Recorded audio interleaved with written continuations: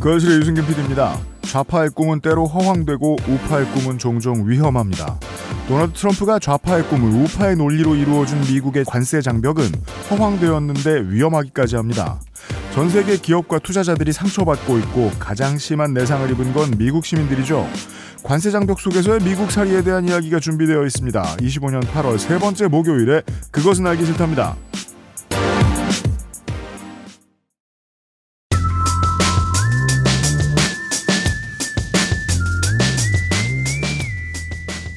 먼 나라 이웃 동네 나성통신.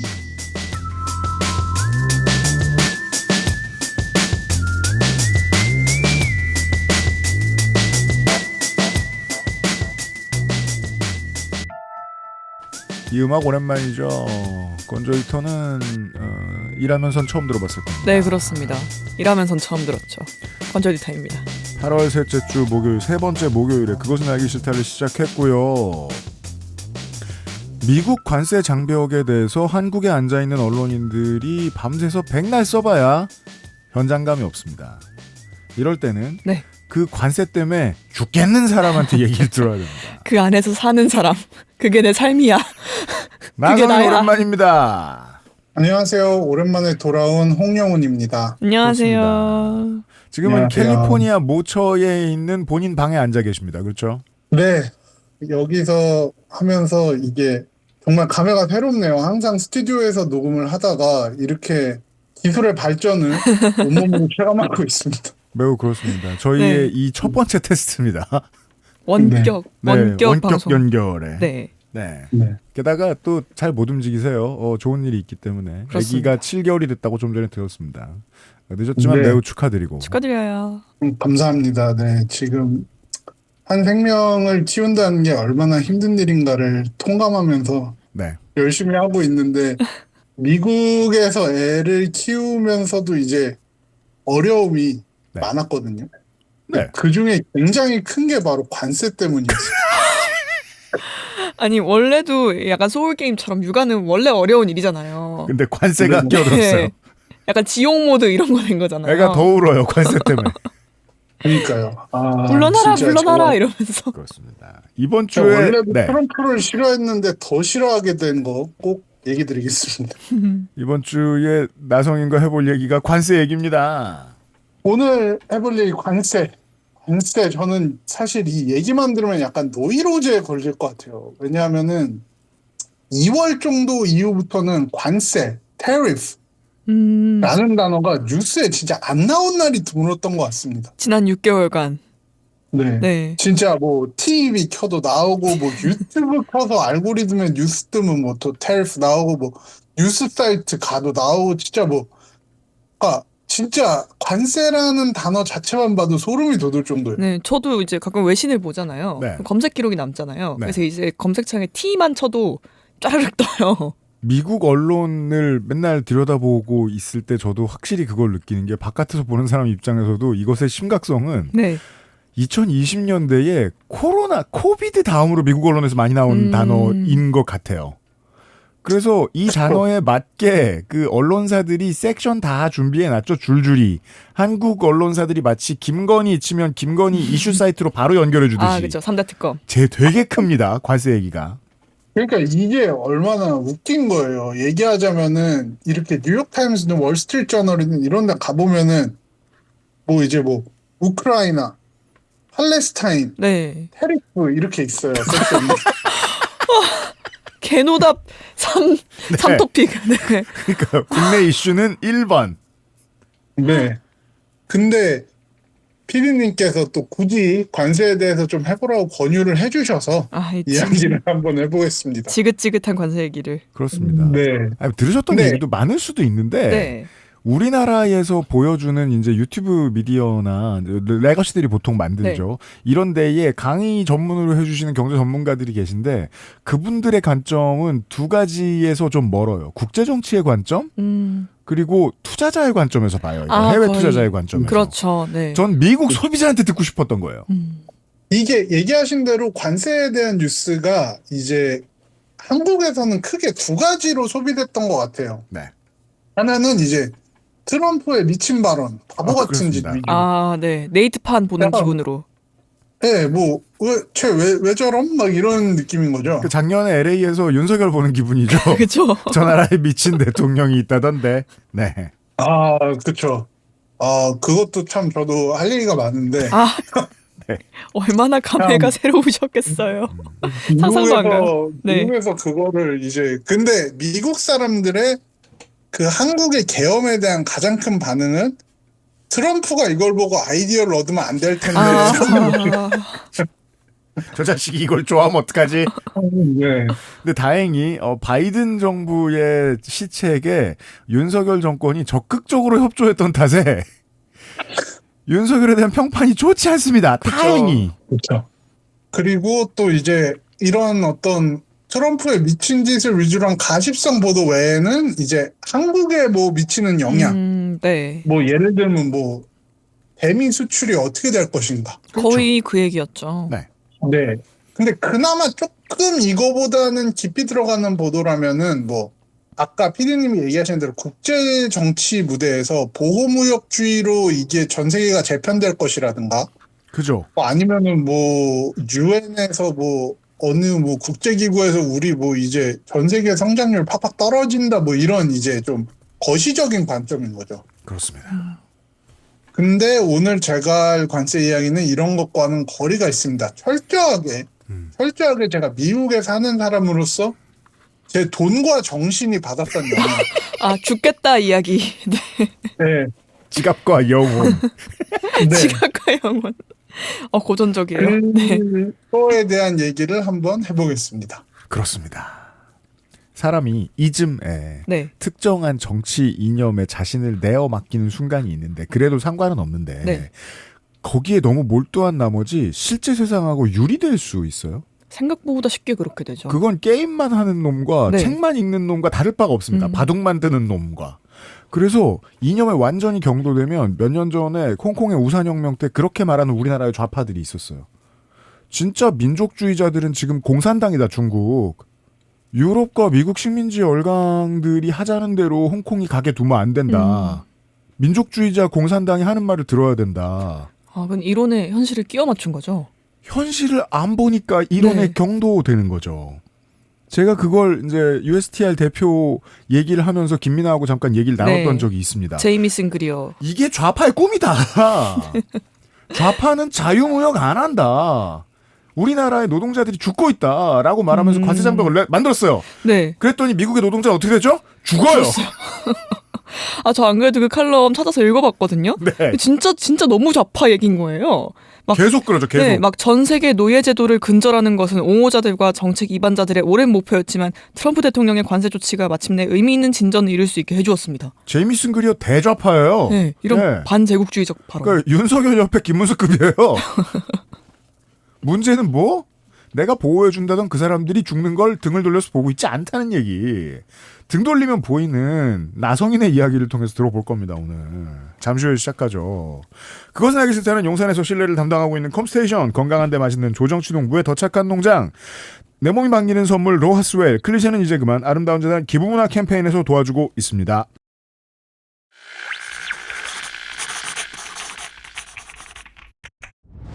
난 고소해. 물론 바삭하고 심지어 달콤하기까지. 내가 없다면 재미있는 영화도 어쩐지 허전할걸? 난 조정치가 만들었어. 영화를 완성하는 맛. 조정치 팝콘. 응원과 격려가 필요한 조금은 지친 어느 날. 내 삶에 하나를 더한다. 로하스웰. 우는 아이가 강조된 기부 광고 괜찮으신가요? 괜찮지 않다면 아름다운 재단과 함께 해주세요. 기부문화 캠페인 아름다운 재단. 스포츠카처럼 강력한 사양의 하이엔드급 PC. 고가의 장비들을 내 손으로 조립하는 일, 시간과 열정, 꼼꼼함과 치밀함이 필요합니다. 초보라면 부작용으로 몸은 관절염을 얻거나 쿨러는 물이 새게 될 수도 있습니다. 컴스테이션을 고민해 주십시오. 이달의 PC로도 커스텀 사양으로도 빠르고 견고하게 만들어드립니다. 액세스몰과 010-8279-5568 컴스테이션을 만나보세요. 주식회사 컴스테이션. 나성이 나와 계시죠 아직? 네, 제가 충격적인 걸 발견했습니다. 네. 엔비디아의 개인용 그래픽 카드가 요새 미국이 한국보다 비쌉니다. 어머, 정말요? 거기서 나오는 건데요? 5070이 10만 원이 비싸 깜짝 놀랐습니다. 야, 예. 나성인을 슬프게 하는 이야기와 함께 네. 컴스테이션 광고를 하겠습니다. 게이머들도 미국에서 울고 있습니다. 네. 판매량을 보아하니까 방학 기간 동안에 아이들 게이밍 PC를 많이들 맞춰주신 것으로 보입니다. 아, 이게 이제 그 초등학교 입학하는 부모, 자녀를 가진 부모의 상상력의 한계죠. 요즘 애들이 무슨 대탑 게임을 합니까? 네, 라고 조물주님께서 적어주셨는데 제 생각에는 그냥 더운데 휴가를 못 갔거나 네. 그냥 더워서 보상 심리로 소비를 한 것이 아닐까 생각됩니다. 그냥 엄마나 아빠가 지한테 사준 겁니다. 롤 하려고. 네, 난 방학이 없으니까 이러고 네. 계약한다고 게임을 안 하겠습니까? 라고 하지만 아니죠. 네, 부모님들 계약하든 말든 게임 계속 하실 거죠. 물론입니다. 고민하지 말고 그냥 컴스테이션에서 대탑을 장만하시길 추천드립니다. 모델 1의 케이스, 모델 2의 메인보드가 지금 좀 바뀌었어요. 네. 그리고 가격도 조금씩 바뀐 사사로운 변화들이 있었습니다만 여러분은 그냥 괜찮은 PC를 맘 편히 사는 거겠거니 하고 구매해 주시면 여전히 편하게 쓰실 수 있습니다. 왜 마음이 편하냐? 미국보다 쌉니다. 네, 라이젠 5 16기가 램, 500기가 SSD, 일평생 게임과 무관한 삶을 살았다면 10년쯤을 쓸 수 있는 모델 1 준비되어 있고요.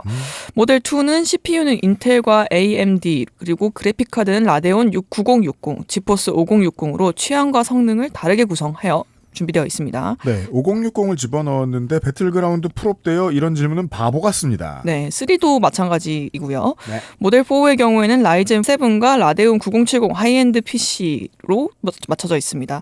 지금 단체 주문도 상담도 다 환영하신다고 하네요. 그렇습니다. 액세스몰에서 가장 편안하게 대탑을 마련하실 수 있습니다. 안타깝지만 나성인은 살 수 없습니다. 관세를 내야 하기 때문에. 그렇죠. 아니, 이거 미국에서 만든 거 아니에요? 아니, 놀림 광고였어요. 이거를 왜, 그 네. 이유를 오늘과 내일 사이에 우리가 자연스럽게 또 설명을 청취자 여러분께 드릴 수 있을 것입니다. 한국에선 사십시오 컴스테이션에서. 그리고 제가 한마디 드리자면은 GTA 6가 나오기 전에 사시는 게 좋습니다. 아 그렇습니다. 아, 그렇군요. GTA 6 출시 전에 사십시오. 예. 5070 Ti 이상의 그래픽 카드를 쓰실 거라면 더더욱 그렇습니다. 물론 이제 내년에 나오고 나서 PC 버전은 좀 이따가 나올 수도 있지만 어쨌든 전 세계 그 GTA로 청춘을 보냈던 아저씨들은 모두 아, GTA에 달려들 것이기 때문에. 저 미국 게이머들이 관세 때문에 영향을 받는 거 하나 더 알아냈어요. GTA인가요? 닌텐도 스위치 2 출시가가 네, 그 충격적이었죠. 미국이 제일 비쌌던 적. 게이머는 운다. 네, 광고를 길게 하네요. 광고 여기까지고요. 왜 이렇게 얘기를 무르르듯이 자연스럽게 이어나갈 수 있느냐. 내 삶의 모든 게 관세일 때가 있기 때문입니다. 저 게임 얘기 아니라 뭐 딴 거 얘기해도 지금 다 붙일 수 있잖아요. 김밥 얘기를 해도 붙일 수 있고. 그리고 지금 이제 언론인들이 과거를 열심히 뒤져봐요. 언론인은 네. 아카이빙을 잘하니까. 100년 전에 이름도 모르겠는 뭐 대통령이 보호무역주의 했대요. 그랬다더라고요. 근데 그거 말고요. 클리블랜드 대통령인가 뭐 그런 사람이 있었대는데. 네. 지난 몇 년 사이에 몇 년 됐는지는 잘 모르겠습니다. 한국인들은 언론 기사에서 관세라는 단어를 정확히 올해 1월쯤부터 보기 시작했던 것 같아요. 12월에는 외국 뉴스를 볼 시간이 없었고. 그랬죠. 네. 그쵸. 근데 미국에서는 이게 좀 관세가 사람들 입길에 오르기 시작한 게 2003년이라고도 할 수 있는데 그때부터 이제 관세 얘기는 나왔지만 정확히 얘기하면 이제 트럼프가 선거 운동을 확실히 좀 불을 붙이던 2024년부터였던 것 같습니다. 작년. 네. 트럼프 선거 기간 동안 진짜 관세를 뭐 어디 랠리 가가지고 뭐 연설하면은 관세는 항상 좀 나왔던 것 같아요. 진작부터 뭐- 얘기했었군요. 네, 그냥 그리고 저는 대중정치인으로서 트럼프의 어떤 능력에 대해서는 좀 인정하는 부분이 있는데, 그게 뭐, 실제로 이제 막 정치적인 실력이나 뭐 이런 게 아니고, 그냥 연설이라던가 이제 대중들이 이해하기 쉬운 구도를 만드는 것에 대해서는 어느 정도 일가견이 있다고 보거든요. 아, 네. 그건 확실합니다. 타의 추종을 불허하는 수준 아닌가요? 그렇죠. 네. 뭐 예를 들면은 트럼프가 굉장히 많이 했던 얘기 중에서 네. 이제 자기가 석유 시추량을 늘릴 거다, 세일가스를 엄청 뽑아낼 거다. 음, 그러면 이제 이거를 바이든이 했다고 쳐보자고요. 이런 발언을. 그러면은 뭐 우리는 앞으로 뭐 에너지 수입을 좀 더 줄이고 우리가 뭐 생산량을 늘려서 이제 가격 안정화에 나서고 뭐 이렇게 얘기할 텐데 보통 그렇죠. 트럼프는 그냥 drill baby drill. 그죠. 이렇게 얘기하거든요. 그다음 그게 우리는 아름답다 그냥- 이런 말을 해줍니다. 크다. 뽑을 거야 그냥 막 이런 거예요. 근데 관세도 마찬가지였어요. 취임 첫날부터 관세 때릴 거다. 첫 임기부터 관세 부과 못한 게 한이다. 뭐 그리고 가장 대표적인 발언이 관세는 아름다운 것이다. 관세는 아름다워. 네, 무슨 관세가 꽃보다 이제 아름다워. 네. 네. 부활의 김세원 씨 같은 얘기를 하면서 그러면서 이제 관세는 아름다운 그냥 나온 대로 막 뱉어요. 막 뱉은 게 뭐 관세가 좋다는 것도 막 뱉지만 뭐 어느 나라에 몇 프로 먹일 거다. 뭐 중국산 수입에 뭐 수입품의 60%뭐 멕시코의 100%뭐 나머지 국가 20% 막. 되는 대로 맨날 부르는 거죠. 얘기를 해요. 네. 음. 뭐 이게 기준도 없고 그럼 뭐 이제 대부분 사람들은 이제 왜 중국의 60%죠? 그럼 뭐 그거에 대한 답도 없는 거죠. 그냥 내가 그러니까 이런 거예요. 근데 이제 그래도 이게 사람들한테 설득력을 가질 수 있었던 거는 아까도 얘기했지만 진짜 초등학생도 이해할 수 있는 구도를 만들어서 그걸 주입시키려고 하는 게 이제 트럼프의 전략인데 조선일보 전략. 네. 관세도 마찬가지예요. 근데 미국은 무역 적자가 심하다. 재정 적자 심각하다. 이것까지는 팩트죠. 네. 근데 사실 여기에는 매우 복잡한 경제적인 상황이 숨어 있잖아요. 뭐 미국은 인건비가 무척 비싼 나라고 또 이 때문에 제조업을 비롯한 전통산업보다는 기술 기반의 고부가가치 산업으로 산업 구조를 아예 재편해놨고 모든 1세기의 사연이 다 똑같습니다. 그렇죠. 20세기, 네. 19세기 말부터 진작에 집어치우기 시작했습니다. 간단한 산업들은. 그렇죠. 예를 들면은 지금 제가 살고 있는 캘리포니아주는 패스트푸드점에서 일을 하면은 최소 시급이 $20입니다. 20달러면 한국 돈으로 28,000원이죠. 지금 오늘 1399원이니까 우리가 네. 녹음하고 있을 때 28,000원 되겠네요. 그러네요. 네. 이런 나라에서 시급을 주고 제조업을 하면은 효율이 안 나온다는 게 너무 당연한 얘기죠. 적어도 세계화가 이루어지고 난 다음의 시점에서는 당연한 얘기입니다. 네. 나라가 공업 때문에 크는 나라는 GDP가 낮고 사람들의 벌이가 시원치 않고 그 다음에 공장들이 많이 들어와서 사람들의 일자리가 늘어난 네. 다음에 임금이 오르죠. 임금이 오르는 동안에 생기는 일은 기술 고도화죠. 기술이 고도화되면은 더 어려운 것들을 만들어내기 시작하고 그러면 그 공장은 자연스럽게 더 못 사는 다른 나라로 넘겨지고 일본으로 갔다가 한국 대만으로 갔다가 중국으로 갔다가 베트남으로 갔다가 미얀마 라오스로 가는 그런 순서 같은 건데. 그렇죠. 자연스럽죠. 근데 계속 미국에 있겠다. 당연히 뭐 많은 부분은 수입에 의존할 수밖에 없잖아요. 미국민들도 어떤 제품에 대한 소비를 해야 되니까 무역 적자는 당연히 클 수밖에 없는 건데 네. 트럼프는 이거를 외국이 우리를 이용해서 우리 돈을 빼간다고 이야기하는 겁니다. 원래 우리 건데 뺏어갔다고 전제하는군요. 그렇죠. 네. 어릴 때 거미줄처럼 네. 엮여있는 이런 거는 상관없이 그냥 쟤네들이 우리 돈 뺏어간다 이렇게 얘기하는 거죠. 사우스파크의 천재들이 이미 지난 20 몇 년 동안 계속해서 지적해 오던 거죠. 바보들은 쟤네가 땡땡을 뺏어가고 있어라고 얘기하면 다 같이 흥분한다. 그죠. 저희가 그죠. 팀정당 때도 얘기했었고. 거기서 한 발 더 나가서 그렇게 이제 외국 상품에 대해서 어떤 제재를 가하면은 미국에서 애들이 물건을 만들 거다. 그렇죠. 제조업을 부활시킨다. 특히나 가장 단단한 콘크리트 지지층이라고 할 수 있는 러스트벨트나 좀 시골 지역에는 굉장히 매력적인 얘기입니다. 왜냐하면 여기는 대부분의 지역이 옛날에는 미국에서 이제 제조업이 많이 했을 때 공장이 돌아가던 곳들인데 이제 그런 생산 기지들이 하나씩 무너지면서 이제 커뮤니티도 무너졌다 이런 어떤 현실이 대부분이거든요. 그 이런 산업혁명은 사람들한테 네.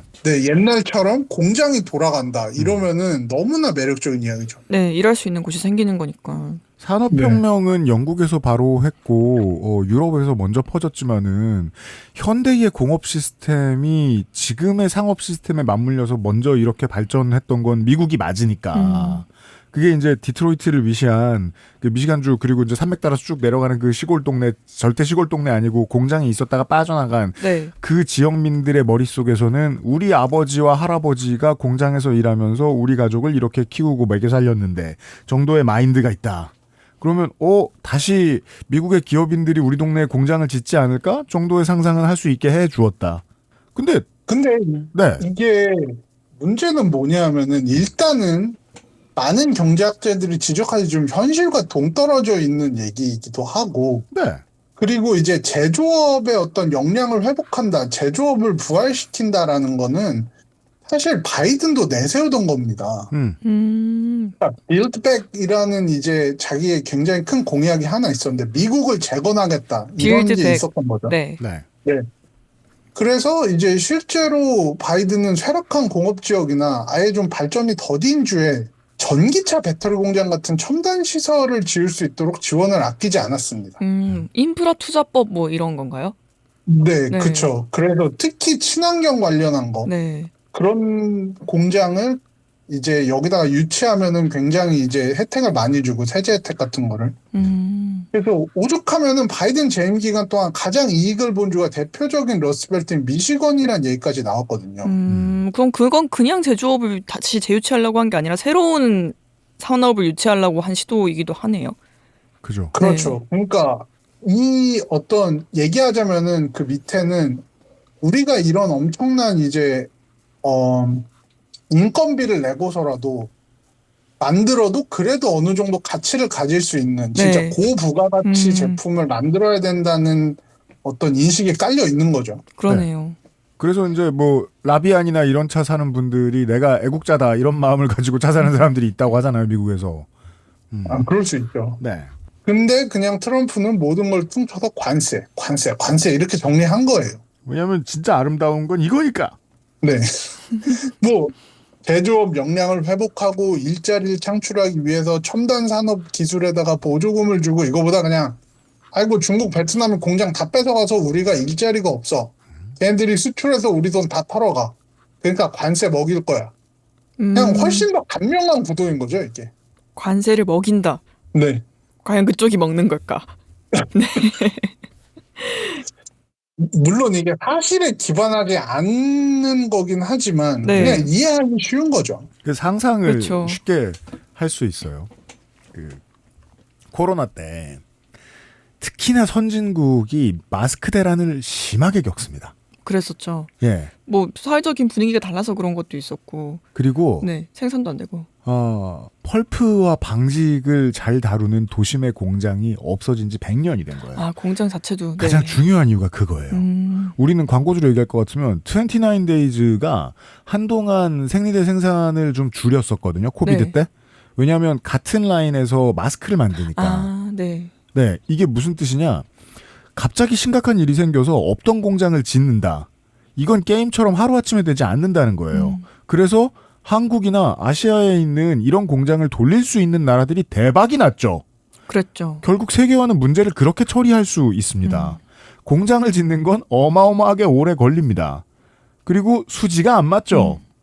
저는 그런 사례 하나 알고 있어요. 우리나라에도 그 신발 이런저런 브랜드 많이 파는 신발 가게들 가보면은 있는 킨이라고 KEEN. KEEN. 네, 아저씨 신발 많이 파는 데 있어요. 샌들이나 산 타고 다닐 때 많이 신는 신발이에요. 네. 패션용으로도 요즘 많이 쓰더라고요. 아버지 신발이 요즘 패션 코드 중에 하나잖아요. 되게 네. 오래된. 어반 아웃도어 슈즈 브랜드. 근데 어반 아니에요. 미국에서는 시골 사람들이 많이 신는 것 같아요. 이 킨이라는 회사가 미국 회사입니다. 아, 이 끈 완전 많이 달려 있는 거, 네, 끈을 밧줄로 엮은 것 같은 이 신발요. 네. 네. 그래서 이 신발 공장이 지금 관세 장벽 때문에 어마어마한 타격을 입습니다. 아시아 등지 그리고 이제 이런 데서 수출을 하다가 수입을 해서 팔다가 100% 미국 걸로 만들어라. 라고 해서 미치겠다는 거예요. 그러니까 어떻게든 이제 관세 낮은 데에 공장을 지으려고 하고 애를 써보고 있는데 지금 수소문하고 다니고 있는 정도다. 그래서 제가 이제 그 르포 기사를 보니까 끝에 그렇게 써 있더라고요. 그 킨이 요즘 트럼프 시대를 맞아서 장사 잘 되게 하려는 코드인지는 모르겠는데 네. 신발 박스가 성조기 모양으로 바뀌었더라고요. 그 성조기 박스가 공장 창고에 쭉 쌓여 있을 거 아니에요. 그렇죠. 그 뒤에 박스는 파키스탄처럼. 아, 보기에만 다 미국에서 만든 것처럼 보이게 하자. 생각났죠. 우리 윤어게인 친구 윤어게인 친구 배우자 친척을 두고 계신 여러분, 그들이 들고 있는 태극기는 100% 중국산입니다. 아, 그럼요. 그러네요. 장담합니다. 그런 거예요. 그런 예시가 됐군요. 네, 사실에 기반하지 않는다는 나성인의 설명을 뒷받침해 보았습니다. 사실에 기반하지 않는다는 것 중에 하나, 뭐 이거는 이제 전체적인 맥락과 별로 상관없는 얘기인데, 네.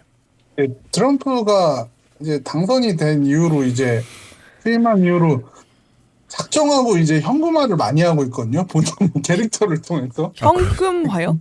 네. 그러니까 예를 들면은 뭐 암호화폐를 출시한다던가. 아, 그렇죠. 네. 트럼프 암호화폐 그리고 또 트럼프 머천다이즈가 엄청나게 잘 팔렸습니다. 그렇죠. 네. 그 중에 하나가 이제 트럼프 모바일인데. 아, 그렇죠. 전광훈의 사업 모델을 본단.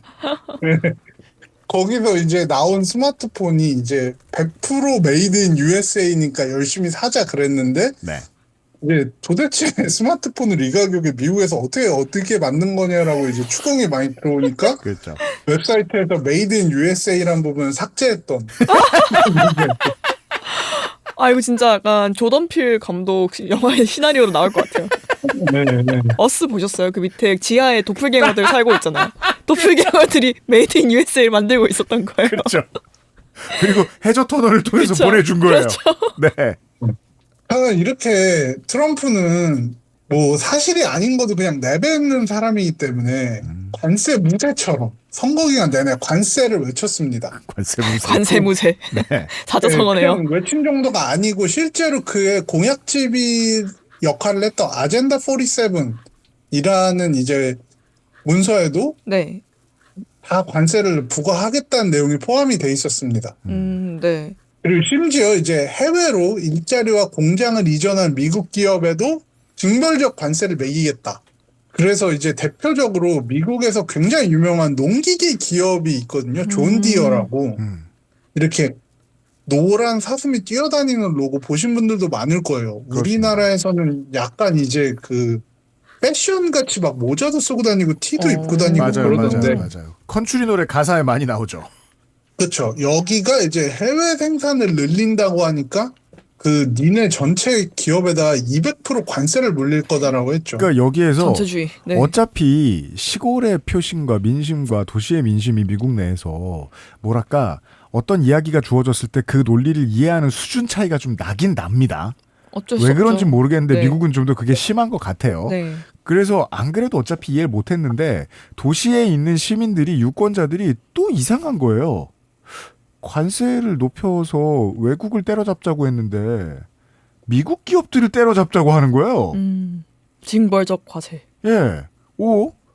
이러면 이런 식으로 이제 넘어오는 모든 물건에 관세를 내면 포드나 크라이슬러도 인텔도 마이크론도 다 관세를 낼 텐데 거기에 대한 답도 없습니다. 저 친기업적이라고는 절대 할 수 없는 것 같은데. 예, 트럼프의 태도는 내라지였잖아요. 해야지.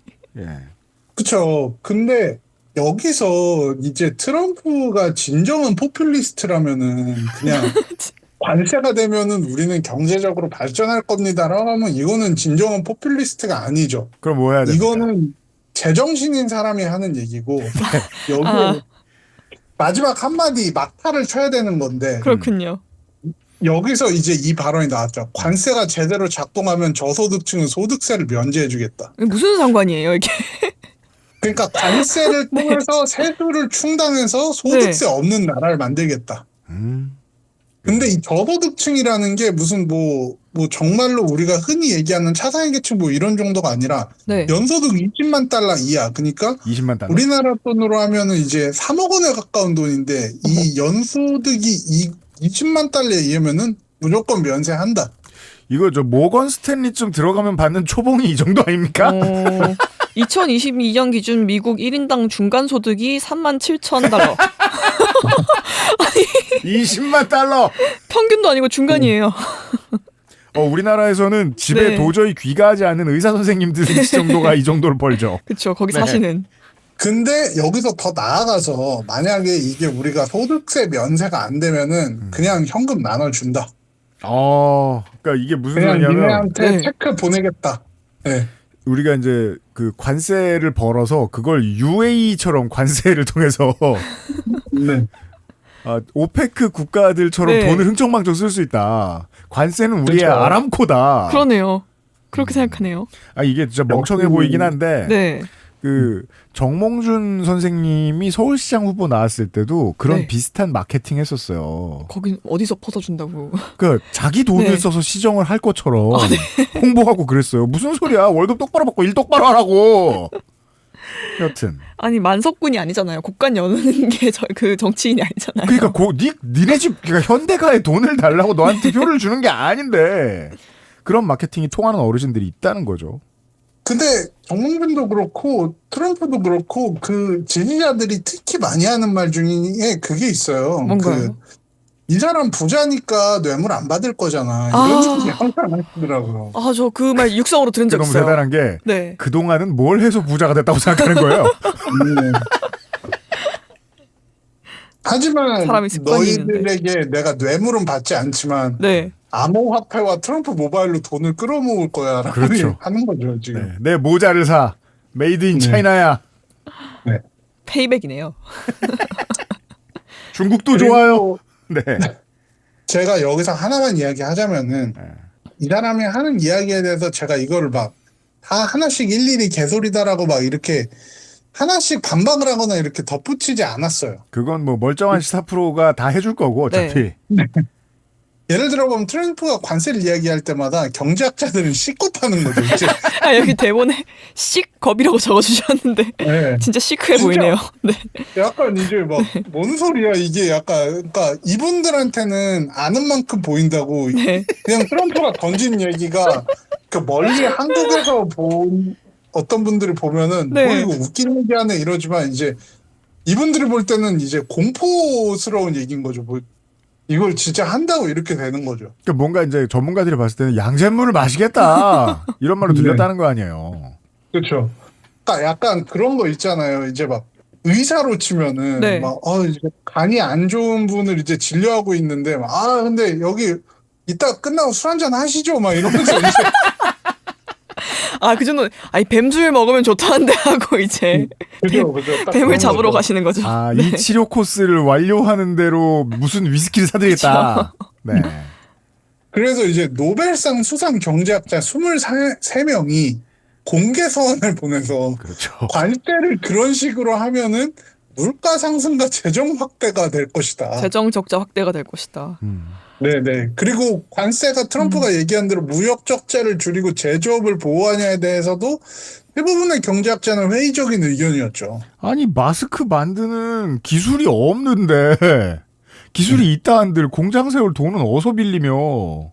특히 이제 여기까지만 해도 이제 뭐 막 경제학자들이 그거 안 됩니다만 우리가 이런 연구 결과 있으니까 참고하세요 이런데 이제 네, 통촉하여 주시옵소서.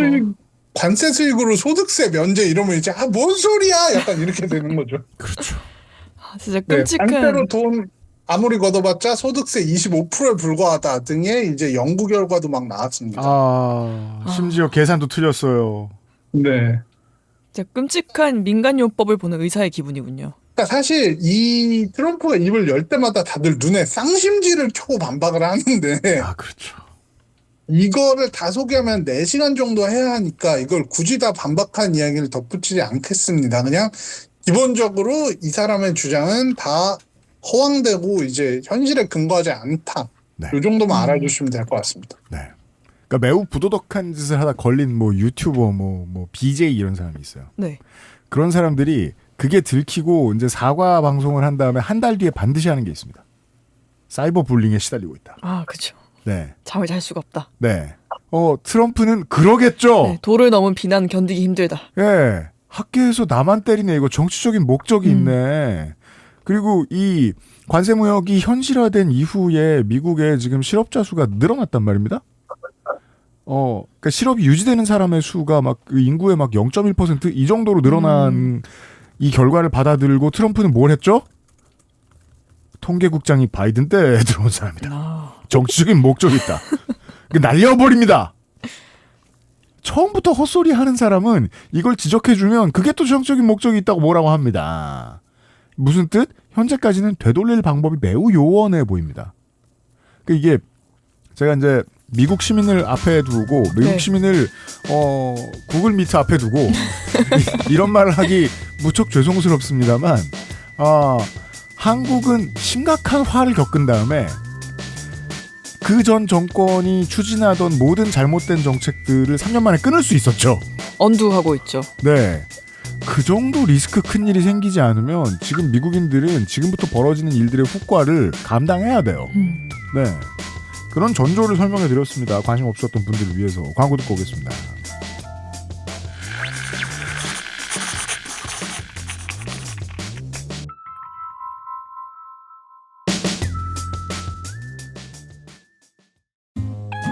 강원도 청정지역 농약 없이 키워낸 호박고구마. 찌지 않고 그대로 구워 말려내면 자연 그대로가 주는 최고의 간식이 됩니다. 진짜 자연이 있는 간식, 조정치 군고구마 말랭이.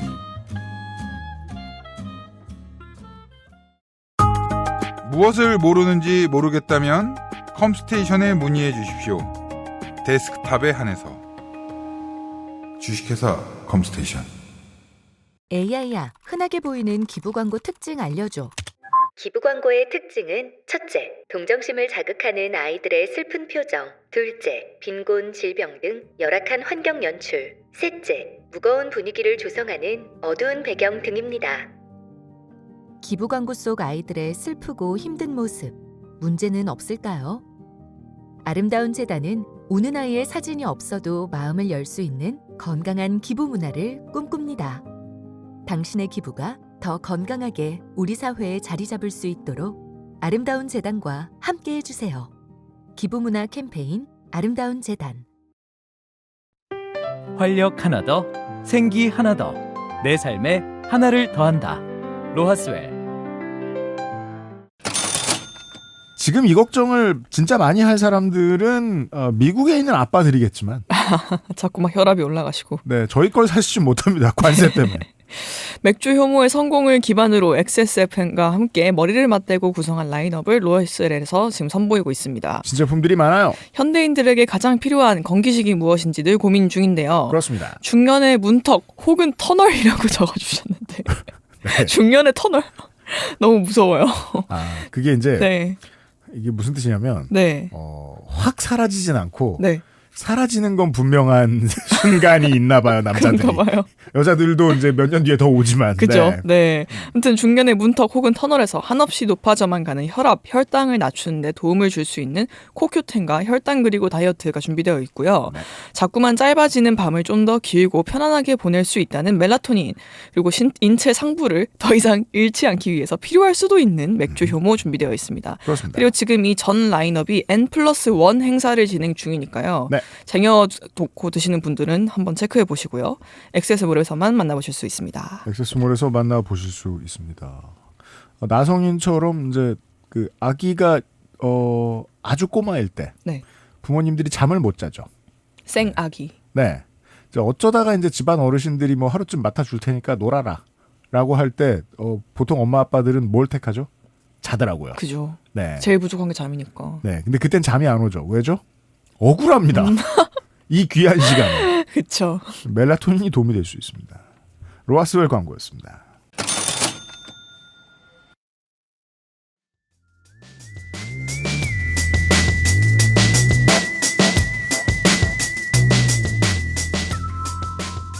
다시 돌아왔습니다. 그래서 사실 좀 미안하기도 합니다. 나성인한테. 나성인이 이제 아침 출근, 오후 퇴근을 하고 거기가 해가 좀 다르더라고요. 해가 뭐 오래 떠 있는단 말씀. 미국 서부가 우리나라에 비해서 네. 시간대가 좀 다르더라고요. 뭐 이때쯤 해가 져야 되는데 안 네, 지고. 그건 나성인이 좀 설명해 주실 수 있나요? 여기는 그러니까 백야까지는 아닌데 네. 해 길 때는 저녁 8시에도 안 져요. 그래서 진짜 기네요. 여름인 거 감안해도. 근데 제가 네. 처음에는 전혀 이제 이런 거에 대해서 불만이 없었어요. 뭐 그냥 뭐 밝으면 좋지 이랬는데 이게 애를 키우니까 애는 어두워져야 자거든요. 그렇죠. 그렇죠. 본능에 가까운 상태니까. 어두워져야 잔다. 네, 애가 낮과 밤이라는 개념을 이제 인지를 한 후부터는 굉장히 늦게 자더라고요. 애가. 태양을 그래서- 쏘고 싶으시겠군요. 네. 네, 한국에 있는 친구들한테 우리 애는 몇 시쯤 자 이러면은 야 너무 늦게 자는 거 아니야? 막 이렇게 얘기를 하더라고요. 그렇습니다. 그런데도 네. 불구하고 지금 그 동네 시간 밤 10시쯤에 나성인을 힘들게 하고 있고요. 민주주의에 네. 산다는 게 참 피곤한 게 내가 지지하지 않는 후보가 하는 헛소리를 캠페인 때 이제 듣는단 말이에요. 그죠. 저게 되면 어떡해라고 공포를 막 느끼나 사람들이? 안 그래요. 그러다 뭐 떨어질 수도 있겠지. 설마 실천하겠어? 오히려 말이 너무 안 되면 그렇게 느끼기도 하죠. 네. 설마 그러겠어. 이 정도를 생각합니다. 하지만 현실이 됐잖아요. 됐죠. 네. 실제로 말도 하고 있죠. 그렇게 현실이 돼서 관세를 부르짖던 그가 당선이 됐습니다. 관세무새. 2025년은 이제 트럼프의 한 해가 될 것이다. 모두가 생각했고 그 새해가 밝았습니다. 이렇게 생각하는 이유는 있는데 사실 트럼프의 그 임기는 사실상 1년 반이라고 보는 게 좋거든요. 왜죠? 이게 미국은 4년을 하잖아요. 네. 항상 중간 선거가 2년 차에 있어요. 맞아요. 근데 이 중간 선거에서 여당이 승리한 경우는 지금까지 이제 몇백 년 동안 이어온 미국 역사에서 진짜 손에 꼽을 정도거든요. 항상. 네, 그게 중간평가 제도를 비판하는 이유이기도 하죠. 네. 국정 동력을 반드시 상실하는 네. 순간이다. 그리고 이제 트럼프는 뭐 지금은 뭐 무슨 자기가 3선을 하겠다 이런 걸 살살 흘리면서 이제 간을 보고 있긴 하지만 제가 얘기했습니다. 분명히 더 거칠게 말할 거라고. 네, 정상적으로 그냥 이번이 마지막 임기라고 하면은 사실 그 이후에 임기도 없기 때문에 이제 중간 선거가 끝나서 이제 다수당을 뺏긴다거나 뭐 선거 결과가 참혹하게 나왔다거나 이러면은 분명히 국정 동력이 완전 상실되고 공화당 내에서도 트럼프 진짜 뭐 네가 얘기하는 게 뭐 우리한테 신화 먹힐 것 같아 이렇게 될 수 있는 가능성도 배제할 수 없거든요. 그러니까 시민들이 원하는 대로 양원 모두 민주당이 다음번 중간선거에서 크게 승리를 하면 3선을 트럼프가 하고 싶으면 쿠데타를 일으키는 수밖에 없고 그렇죠. 미국은 그런 걸 경험해 본 적이 없으니 네. 그런 일이 있을 수가 없다라고 생각하면 도널드 트럼프가 첫 번째 대통령이 된 이후에 매우 빠르게 트럼프 측근들로 트럼프를 지지하고 트럼프한테 나쁜 소리 안 할 사람들로 공화당 원내 인사들이 확 교체되는데 그것만큼 빠른 속도로 하원 의원들과 상원 의원들이 트럼프에게 손절할 거다. 그렇죠. 네. 그러면 지금 네. 1년 남은 거예요. 그러네요. 네. 2년도 아니고 그러니까 1년 반. 지금 트럼프는 본인의 어떤 그 아젠다를 진짜로 정확하게 좀 실행을 하기 위해서는 정말 속도전을 할 수밖에 없는 그런 상황인 거죠. 아, 급한 이유 중에 그런 게 있군요. 네. 그 새해가 밝고 1월 20일 그는 취임사를 읊었고 취임사 중에서는 이제 미국 노동자와 가정을 보호하기 위해서 즉각 무역 시스템 개편에 착수하겠다 선언했습니다. 관세 얘기죠. 네, 그리고 취임 첫날 행정명령을 몇십 개를 내렸는데, 와. 네, 그 중에 하나가 중국, 멕시코, 캐나다에 대한 추가 관세 부과를 지시했습니다. 특이한 세계관입니다. 우리의 상대는 중국, 멕시코, 캐나다예요. 중국, 멕시코까지 넣는데 캐나다? 네. 이건 캐나다와 멕시코를 하나로 봐야죠. 아, 네. 옆 나라. 네. 네. 중국, 멕시코, 캐나다라는 것도 이제 굉장히 이상하긴 한데 어쨌든 절차적인 문제가 하나 있었죠. 그 뭐죠? 왜냐하면은- 콘카카스 컵이라고 하나요? 그 저 북미 저 축구 컵 있잖아요. 네네네. 네, 거기 해당 국가들. 네. 그쵸. 콩카카프? 콘카카프. 네. 네. 네. 그리고 얘네들끼리 하는 약간 유럽 챔피언스 리그 같은 그런 것도 있어요. 네. 아, 네, 그렇죠. 네. 근데 어쨌든 그 사실 무역에 관한 거는 의회의 권한이 있기 때문에 이제 뭐 관세를 부과한다거나 뭐 무역 협정을 한다거나 이런 게 이제 의회를 안 거치거나 할 수 없는데 이게 이렇게 그냥 자 지금부터 내가 관세를 먹인다 하면서 이제 행정명령으로 이걸 할 수 있냐. 앞에 대통령들 그래서 이런 적 없는 것 같던데. 네, 좀 특이하긴 네. 해요. 그래서 그가 들고 나온 게 이제 국제비상 경제권법이라는 겁니다. 제가 이거를 이제 그 몇 번 얘기했었잖아요. 네. 트럼프가 앞으로 할 모든 기술은 윤석열이 했던 거 보면 예측 가능하다. 거부권 하고. 그러니까 네. 이게 원칙에 맞지도 않고 이거는 의회의 힘이 있어서 견제가 되는 건데 이런 짓을 왜 하지? 라고 할 때 시행령 정치를 하고 네. 옛날에 독재 정권들이나 이제 뭐 독재 정권의 플레이북에 있어서 덮여 있던 옛날 비기 같은 걸 쓰거든요. 아, 먼지를 탁탁 털고 네. 이걸 쓸 때가 됐군. 경찰국이란 게 있네 이러면서 검찰이 휘두를 수 있겠어. 옛날 그 독재 정권 때 법을 갖다 쓰잖아요. 네. 옛날에 썼고 쓴 적 없는 법을 하나 갖다 씁니다. 그게 국가비상경제권법. 인터내셔널 이머전시 이코노믹 국제, 파워스 네. 액트. 네. 이게 이제 2월 1일에 트럼프가 멕시코를 통한 펜타닐 등 마약 밀반입을 긴급 사태로 선언하고 국제 마약과의 전쟁! 네. 네. 그 멕시코, 캐나다산 대부분 수입품의 25%, 중국산은 10%의 관세를 부과한다고 발표했습니다. 근데 뭐 저 펜타닐이 문제라 그랬는데. 그러게요. 예. 거기 중국이랑 캐나다는 또 왜 팀 들어간대? 홀튼 커피. 펜타닐이 들어있다. 네, 토마토. 너무 맛있다. 네. 마약도 넣었어. 마약 토마토. 토마토 보냈다. 약간 그런 걸 수도 있죠. 네. 근데 그러면 이제 국제 비상경제권법이 뭐냐? 이게 1977년 지미 카터 대통령 시절에 제정된 법이거든요. 아, 48살 때는 법입니다. 네. 그러니까 이 법이 제정되기 전까지는 대통령이 무역 제재나 경제 제재 등 국가 비상 사태에 대응하기 위해서 이제 1917년에 있었던 100년 전. 적성국 교역법. 1차 대전 네. 때. 적성국 교역법. 음. 네. Trading with the enemy. 네. 이게 1차 대전 시기에 제정된 건데 이거를 근거로 권한을 행사했었습니다. 근데 이 법 자체가 전쟁에 맞춰진 법이었고 그러네요. Trading with the enemy니까. 근데 이제 77년만 해도 이제 냉전 시기고 그리고 경제 제재를 많이 이제 해야 되는 어떤 상황들이 있는데 이거를 진짜 우리랑 전쟁하는 나라랑만 해야 하는 게 이제 법의 어떤 기본 정신이다 보니까 이게 적합하지 않다 이런 지적이 있어서 네. 비상경제권법은 평시에도 외국으로부터 위협이 있을 경우 대통령이 신속하게 경제적 수단을 동원할 수 있게 한 법입니다. 이게 이제 미국 인질 위기 이슈가 있었던 때 대이란 제재에 쓰인 거일 겁니다 아마. 네.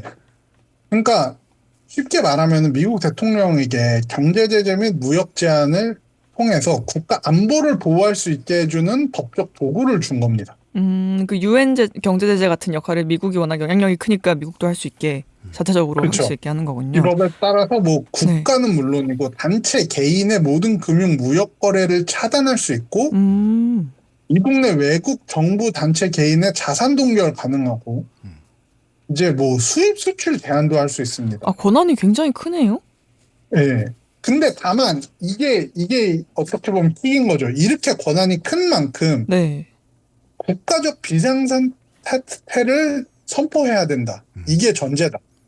아, 이 양반도 그리고- 국가 비상사태 좋아하죠. 아, 왜 12월에 많이 들었던 이야기 같은 기분이 들어요. 네. 네.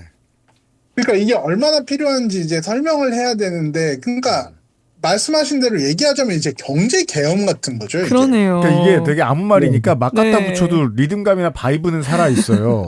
이 종북 좌파들의 위협으로부터 네. 나라를 구하기 네. 위해서 관세를 적용하겠다라고 해도 되는 거예요. 그러네요. 네, 아니, 비상 관세를 선포합니다. 아, 실제로 냉전 때는 그렇게 쓰였겠죠. 네. 네. 이 법을 통해서 제재를 가한 사례를 보면은 이게 어떻게 쓰이는지 좀 알 수 있는데, 1979년 이란 인질 사태가 났을 때 이 법에 근거해서 이란 정부와 이란 중앙은행에 미국 내 자산을 동결했습니다. 아까 말씀하셨던. 네. 그리고 9.11이 일어났을 때 이제 알카에다 같은 테러 단체 자금줄을 차단하기 위해서 이 법에 근거한 금융 제재를 했었죠. 그리고 러시아가 우크라이나 침공했을 때 이제 관련 금융 제재 들어갔고요. 그러니까 진짜 이제 국가 비상사태라고 대부분 국민들이 공감할 수 있는 이제 상대편이 심각한 행동을 저질렀을 때 제재를 가하기 위한 거란 거죠. 그리고 이게 약간 핀포인트로 어떤 단체나 이제 어떤 나라를 이제 제재를 가하는 거지, 이렇게 모든 외국에다가 관세를 때려버린다, 이거는 이제 유례가 없는 일입니다. 그러네요. 그럼 지금 이 중국, 뭐 캐나다, 뭐 그 멕시코만 하는 게 아니라 다른 나라도 다 이거에 의거해서 하고 있는 거예요? 그렇죠. 이게 이제 대이란 제재가 네. 2018년인가 17년 때부터 다시 시작된 것을 기억을 해보면 핵무기 연구 때문에 네, 뭐 비자 제한도 하고 네. 외교적인 기법을 동원하다가 안 되니까 이란이 가지고 있거나 이란의 기업들이 가지고 있는 달러가 미국에 묶여 있는 것들을 지급을 중지하는 네. 방식이잖아요. 목적이 명확하죠. 네, 외교적 목적이잖아요. 네. 게다가 이것의 지금과의 다른 점은 뭐냐면 이란이 가지고 있는 돈을 미국에 있는 걸 그냥 묶어놓는다고 해서 미국 사람들의 생활이 달라지지 않아요. 그러네요. 기저귀 값이 올라가지 않고 네. 이란 무역 제재를 한다고 해서 예를 들어 한국하고 싸운다고 해보죠. 미국이랑. 네. 한국을 무역 제재를 한대요. 그래서 한국의 자산을 미국에 있는 걸 동결한대요. 그런다고 해서 불닭볶음면이 사재기를 당하진 않아요. 그쵸. 민간은 영향받지 않아요. 네. 근데 이건 완전히 다른 얘기잖아요. 그러니까 종북 좌파를 척결하기 위해서 뭘 한다고 했죠? 공화당을 없애는 거잖아요. 결국은 그 윤석열이 하려고 네. 했던 일은. 우리 모두에게 희생해야 된다. 앞뒤 순서가 꽤 달라요. 이렇게 한번 세팅이 되고 나니까 이제부터는 이제 하지만 한다고 하면 갑니다. 그런갑다. 여기에 관세 어떻게 부과하고 이런 게 그냥 뉴스에 매일 나와요. 정말. 어떤 때는 뭐 바로 이제 때린다고 했다가 또 유예한다고 했다가 그렇죠. 뭐 두 줄 시간을 준다고 했다가. 네. 그런데 이제 2월 13일에 들어서니까 미국의 무역 장벽을 치는 모든 국가의 관세를 부과하는 이른바 상호관세라는 개념을 들고 나옵니다. 그렇습니다. 이게 그 아젠다 47 아까 말씀하신 거에도 있더라고요. 트럼프 네네. 상호무역법이라는 이름으로 계획이 있더라고요. 근데 이게 네. 사실상 말을 좀 예쁘게 해서 상호관세지 이게 네. 보복관세거든요. 그죠? 아니 이게 뭐 네. 한국이에요? 한국 소비시장 입장에서 생각을 해보자고요. 네. 미국이 상호무역을 똑바로 해야 되는데 한국이 뭐 우리한테 관세 장벽을 치고 있는 것 같아. 일단 억울합니다. 네. 관세 없어요. 미국 수입품. 그쵸. 우리 체리 잘 사 먹고 소고기 잘 사 먹어요. 시민들이 화가 나가지고 화를 내는 바람에 다행히 우리는 좀 위험할 수도 있을 만한 연령대의 소는 수입을 안 해요. 그 정도에 지나지 않아요. 다 사 먹어요. 미국 차 왜 안 사? 안 좋으니까. 잘 만들든가. 네. 인텔이나 마이크론 왜 안 사? 아니 삼성도 있고. 네. 우리 이유가 있는데 그걸 가지고 관세 장벽이라고 하면서 막 매기는 거예요. 모든 나라가 이렇게 황당해졌어요. 네. 미국 차 미국 사람도 안 타는데 그걸 왜? 아, 이거 제가 학교 다닐 때 겪는 그런 일 있잖아요. 뭐요? 나는 그냥 쳐다보고 있었는데 혹은 잠깐 눈을 시계 보려고 돌렸는데 갑자기 반일진이 와서 너 왜 야려? 라고 하는. 그런 다음에 네. 관세를 그죠? 관세를 매기는 거죠. 야, 네가 나 쳐다봤으니까, 네가 나 여렸으니까. 야림으로부터 우리 노동자들을 보호하겠다. 그죠? 물론 그의 행보는 나라에만 적용되는 거 아닙니다. 그렇습니다. 이제 개별 관세도 해요. 철강, 알루미늄. 이거를 제가 원고에다가 약간 벽양됐었나 봐요. 개별 관세를 싸대기 시작했다고 써놨는데. 개별 관세를 쏴대기 시작합니다. 네. 25%의 관세를 철강, 알루미늄에 했고 이거는 이제 사실 1차 임기 때 도입한 관세를 뭐 확대한 조치인데 이거를 이제 바이든 행정부에서 조금 완화하자 그랬는데 이거를 무슨 소리야 다시 강화해야지 이렇게 한 거예요. 네. 그리고 이제 운명의 날 이 부분은 이제 제가 길게는 얘기 안 하겠습니다. 그렇습니다. 왜냐하면 이제 모든 분들이 다 아실 테니까 4월 2일 큰 일을 저질렀습니다. 바로 네. 트럼프가 얘기한 해방의 날. 실제로 마이크 앞에 서가지고 처음 했던 말이 오늘은 해방의 날입니다. 이렇게 시작해요. 네. 아, 되게 잘 더빙된 외화 같아요. 배우의 목소리를 잘 살려서. 네. 너무 많이 들었나 봐. 네. 트럼프가 허접하게 생긴 종이 쪼가리 들고 비난이에요. 진짜 격양되어 계셨군요. 네, 허접하게 생긴 종이 쪼가리. 약간 옛날에 이제 2000년대 후반 정도까지 이제 한국 예능에서 많이 볼 수 있던 그런 이제 맞아요.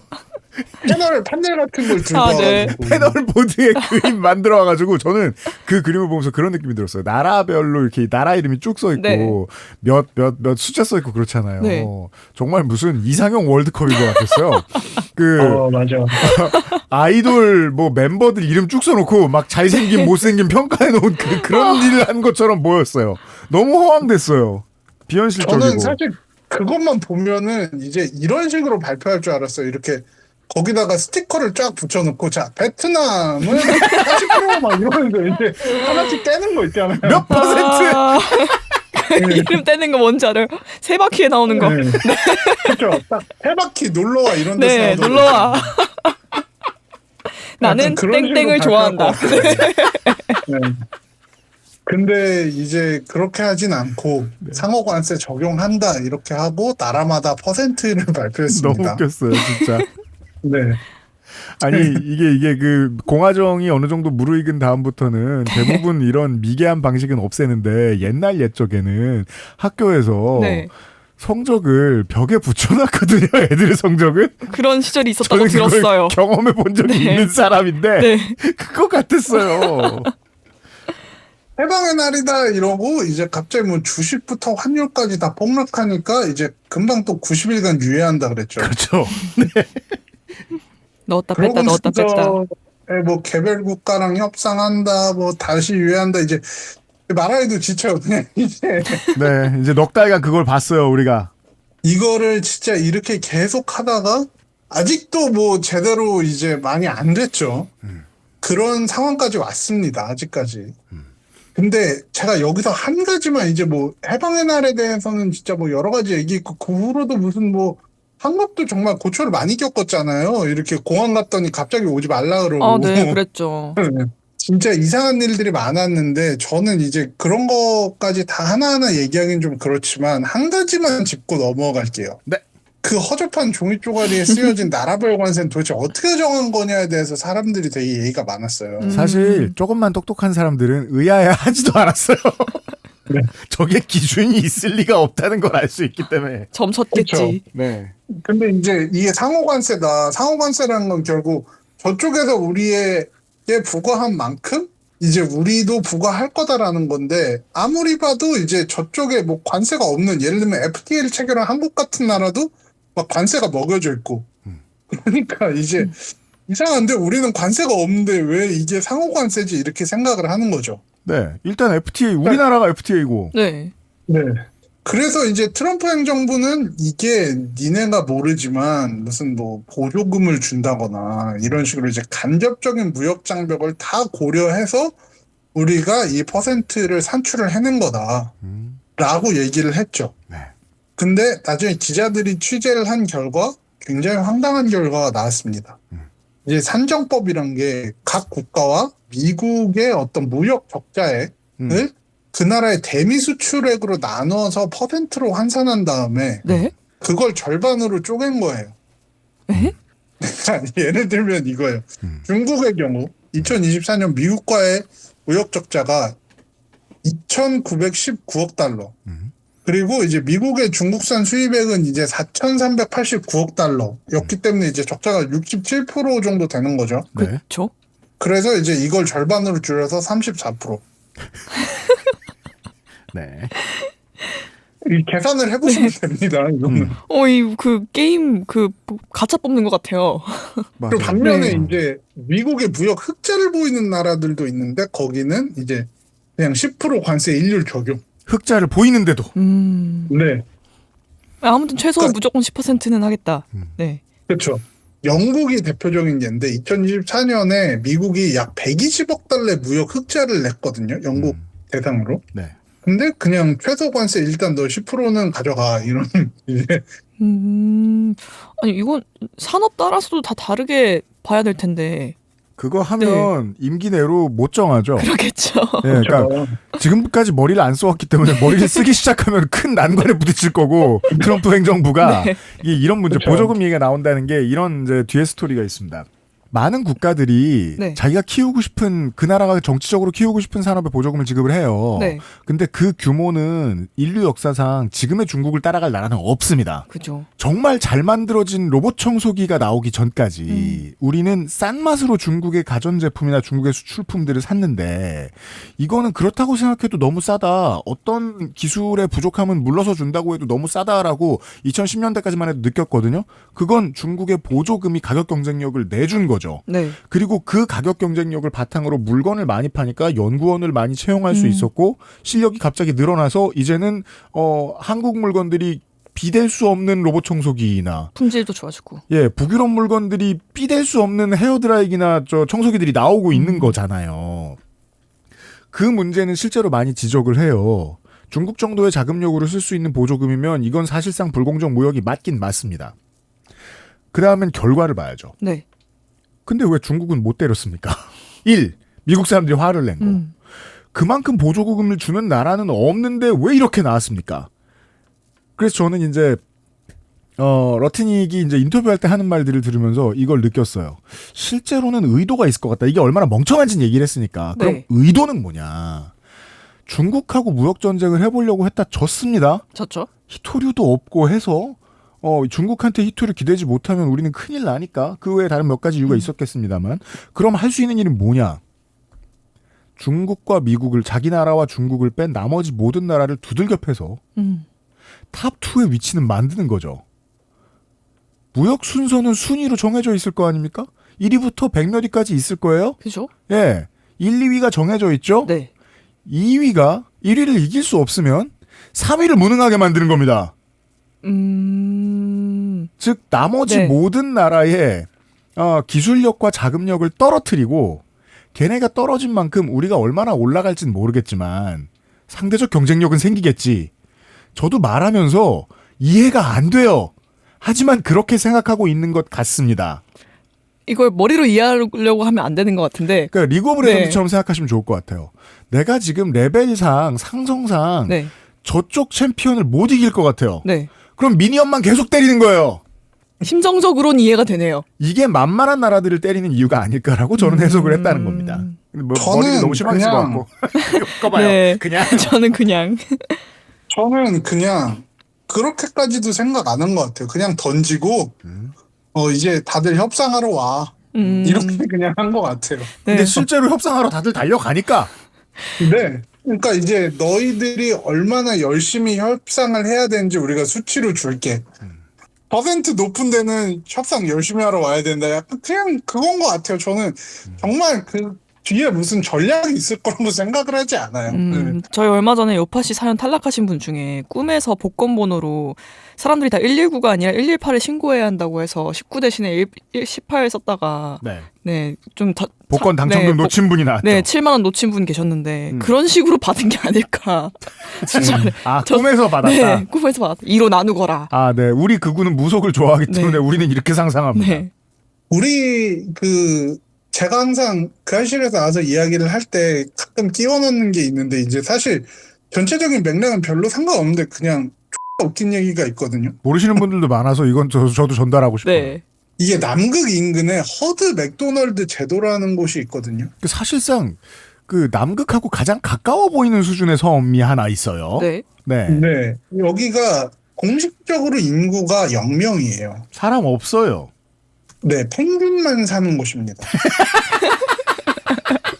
하필 펭귄이요. 네, 펭귄들이 그냥 살고 있는 네. 있는 거죠. 평화로워요. 네, 펭귄 서식지인데 여기에 이제 10% 사무관세가 부과되거든요. 그렇습니다.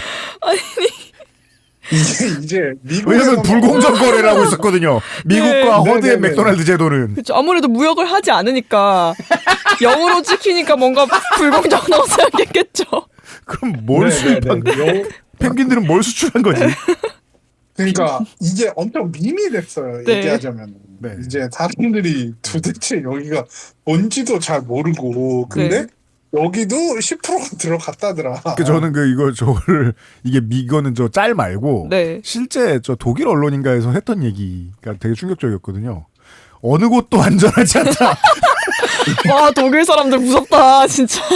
독일도 웃기네. 네. 이렇게 웃길 줄 아네. 네. 그래서 이제 로이터에서 펭귄들은 관세를 부과받긴 했는데 그냥 괜찮다고 했다. 그렇죠. 뭐 이렇게 이야기도 하고 이제 뭐 어떤 밈에서는 뭐 펭귄들 극대노했다. 이런 네, 얘기도 저도 나오고. 그거 많이 봤어요.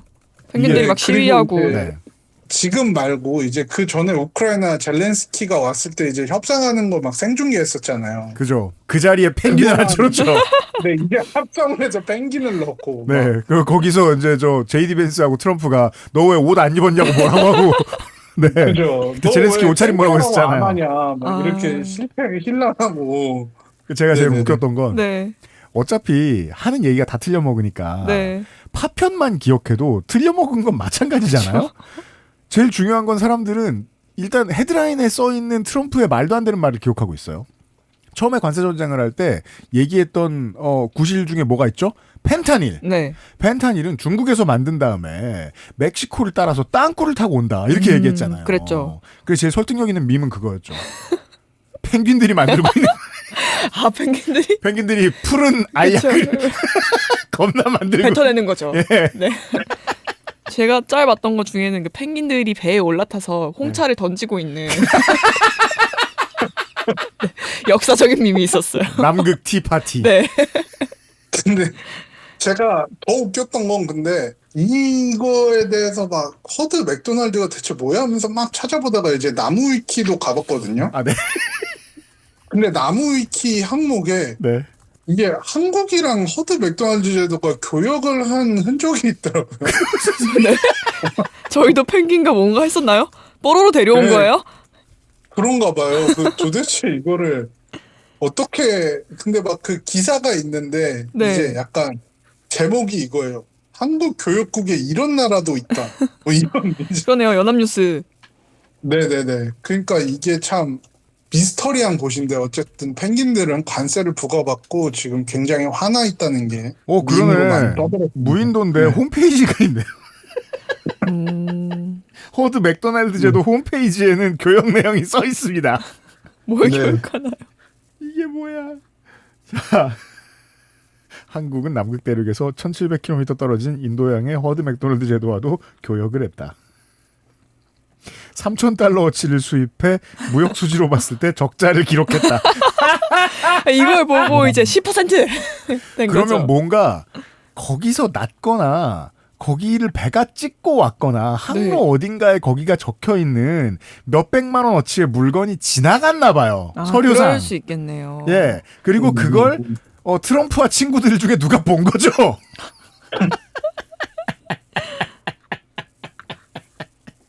자, 오늘 이 시간까지는 다 아는 얘기를 이제 업계에 있는 분들은 다 아는 얘기를 풀어봤습니다. 네. 네. 내일 이 시간에는 6시 니 고향 시간을 이거요? 가져보도록 하겠습니다. 네. 나성인과 함께 돌아오도록 하겠습니다. 저는 때로 그런 생각하거든요. 네. 요즘 이제 우리 철없는 레거시 기자들이 왜 철이 없다고 하느냐. 아니, 윤석열이 계엄론에 성공했으면 다 죽었을 텐데. 그죠. 언론 다 통제됐을 것이고. 제일 먼저 죽었을 텐데. 예. 심지어 제가 얘기했잖아요. 윤석열도 죽었을 거라고. 그 문제에 대해서 협조를 하고 반성을 구하지조차 않고 있는 정당은 해산되는 게 맞고 정청래 당대표의 말이 100번 옳습니다. 악수를 안 하는 걸로라도 표현을 해줘야 돼요. 국민들이 기억해줘야 됩니다. 해산되어야 될 정당이고 그냥 살려두면 또 계엄을 하거나 또 내란을 일으키거나 아니면 거기에 협조를 할 정당이다. 근데 만약에 이 철없는 레거시 언론이 그걸 뜯어 말려가지고 보수 정당이 하나쯤 있어야 되잖아. 하나쯤 있어야 되면 새로 생기라고. 하나쯤 있어야 되잖아 하면서 이 공화당의 민주공화당의 후신을 그대로 남겨놓겠다. 그러면 이들은 다음번에 정권을 잡았을 때 무조건 또 합니다. 제가 아무리 생각해도 그렇습니다. 더 철저하게 하겠죠. 이들은 다른 답이 없습니다. 네. 민주사회에 살아남을 방법이 없기 때문에 표를 제대로 받아가지고 살아남을 자신도 없기 때문에 통일교 불러가지고 표를 얻은 주제에 당내 경선에서도 민주적으로 살아남을 수 없는 정당은 비민주적인 방법을 선택하게 돼 있습니다. 이게 무슨 뜻이냐면 남의 참사를 웃기다고 지켜볼 상황은 이제 전 세계 어디에도 없다는 겁니다. 그렇죠. 트럼프를 보면서 일기 트럼프를 보면서 아유 우린 박근혜 졸업했는데라고 생각할 때가 어제 같습니다. 2기 트럼프를 보면서 우리도 다음에 이런 일을 겪을 수 있다라고 생각해야 하는 게 맞지 않을까 싶습니다. 도움이 되는 시간이 되시길 바랍니다. 금요일에 다시 한번 나성인과 인사를 드리도록 하겠습니다. 아기 좀 보채주시고 오시고 나성인은 저희는 내일 이 시간에 다시 인사드리도록 하겠습니다. 감사합니다. 감사합니다. 감사합니다.